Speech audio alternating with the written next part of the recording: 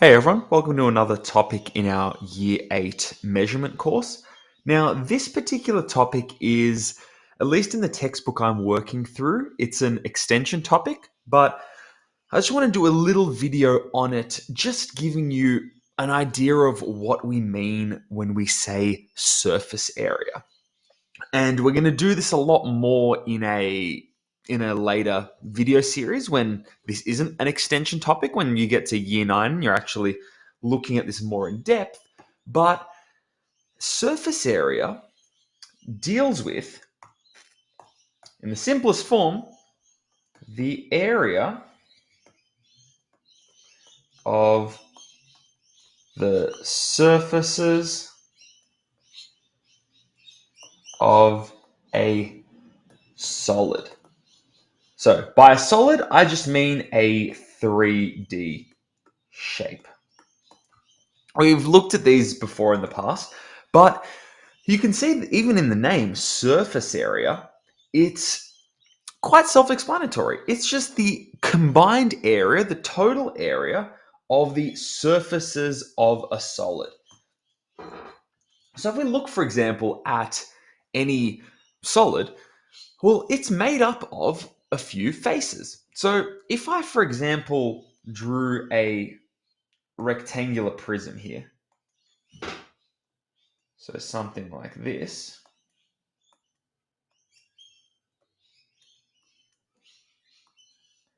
and I have here a 3D shape. I've kind of tried to show this as best as I can here, but we can think of, well, what surfaces, what faces are present on this shape? So we have quite a few that we can choose from. We have, let's look at maybe this one and this one. So these faces, well, we have two of those.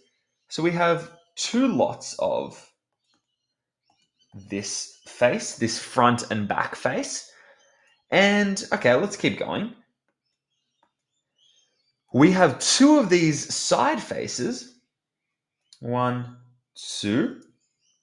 So we have two lots of my side faces.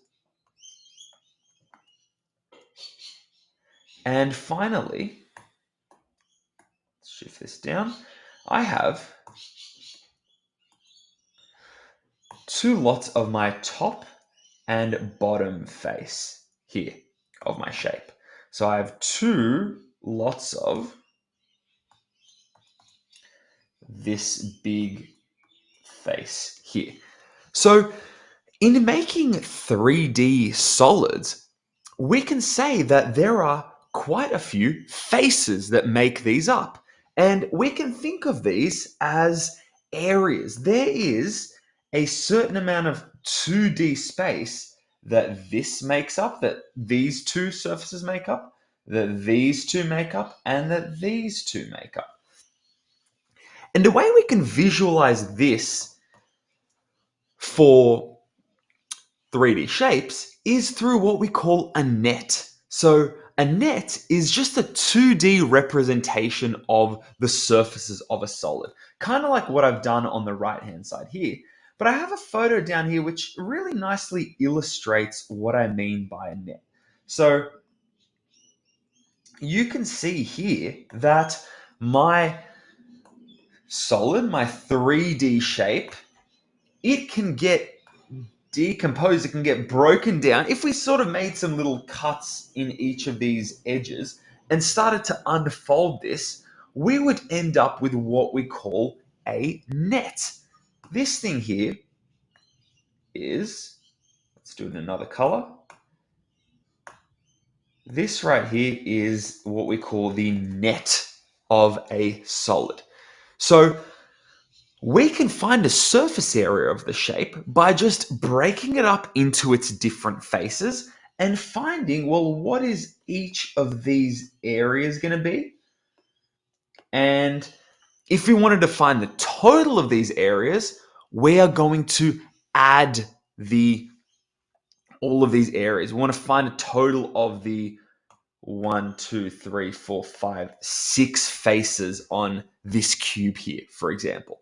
So when we're dealing with surface area, we are dealing with the sum of all of the areas of the surfaces of a shape or the faces. So to calculate a surface area, I'm going to write SA. To calculate surface area, we find the area of all surfaces / faces of a solid, and then we add them.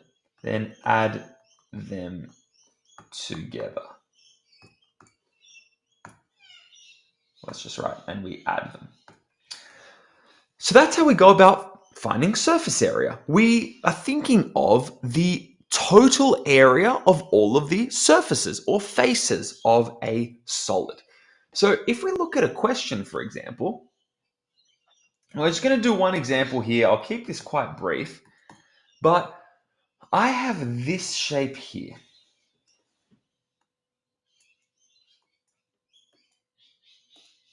So I'm going to draw a triangular prism. And this is not going to be to scale, just giving you a little drawing, little example of how we can think about surface area of a shape. So I have 8 centimeters here, I have 6 centimeters here, I have 15 centimeters here, and I have 10 centimeters up here. So I want to find the surface area. Well, what do I have to do? I have to identify all of the surfaces. So in approaching this question, I'm going to ask myself, well, what are the faces I see on this shape? And I want to deconstruct this. I want to break it up into faces that I can find. So I'm going to start with, well, I have these 2 triangle faces at the front and back. So I'm going to redraw those down the bottom and write their dimensions. So I have 2 of these triangles with my 8 and 6. I have these 2, 8 and 6. I have 2 lots of the same face. I have, let's find another one.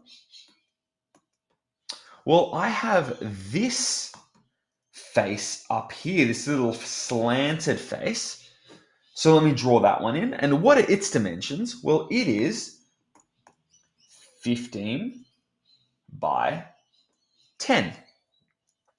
So that's what I'm going to draw. So this is a rectangle here. I'm going to draw that one here. And that's 15 by 10. What else do I have? Well, I have this face here on the side. Oh, what makes up that one? Well, my length down here is opposite this one. So it's the same. This is another rectangle. So I have 15 by 8 up here. So I have another rectangle, which is 15 by 8. And I have one more, the surface on the bottom here, kind of on the ground. And I can clearly see the dimensions here. That is going to be 6 by 15. And those are the total surfaces I have on my shape. So let me draw this in. And that is 6 by 15. So this, I'm just trying to draw this similar to this one, but this is just another rectangle. So I have 6 by 15. And now what I want to do is I want to calculate these surfaces. And once I get all of my individual ones, I'm just going to add all of these together to get a total surface area. Well, I have 2 triangles here. Let me do those first, this one and this one. So how do I find the surface or the area of a triangle? Well, that I can do as half the base times the height. We've talked about this in a previous video. So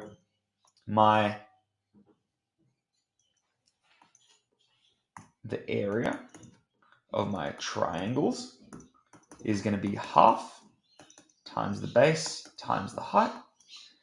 So that's going to be half times 6 times 8.